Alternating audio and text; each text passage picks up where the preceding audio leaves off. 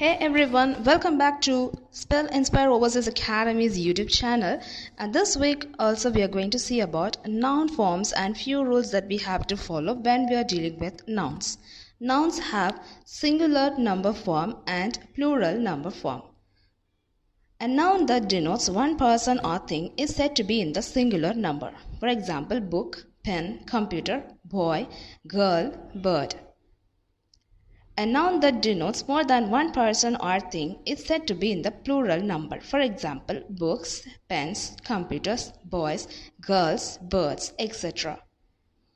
The general way for pluralization of noun is to add yes or es at the end of the singular countable nouns. For instance, brush becomes brushes, book becomes books. Rule number 1. Nouns ending in yes, sh, ch, yes, x, ez take es in the plural form. For example, bus becomes buses, dish becomes dishes. Rule number 2. Nouns ending in y preceded by a consonant form their plural by changing y into I and adding es to it. For example, city becomes cities. Rule number 3. Nouns ending in y following a vowel take only yes without any change. For example, key becomes keys and day becomes days, and so on. Rule number 4. Nouns ending in o and following a consonant add es in the plural form. For example, potato becomes potatoes and tomato becomes tomatoes. Mango becomes mangoes, and so on.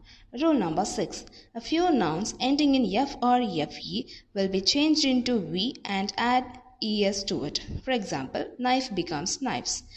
But some nouns which have no singular forms are also available. For example, aborigines, alms, amends, annals, ashes, auspices, billiards, bowels, measles, mumps, nuptials, etc.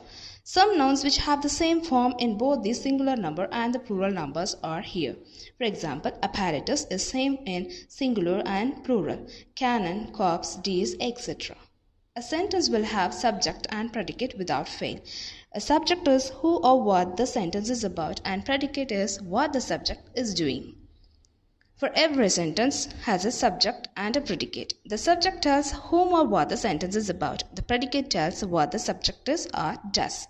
For example, the house is white. The subject is the house is white as predicate. So find out the subject and predicate on these following sentences on your own and get well versed with the noun forms, and kindly follow the rules that we have mentioned here. So, Spell Inspire is here. We lift your career. Visit us on number 37 Nehru Street, Ramnagar, Coimbatore 64101.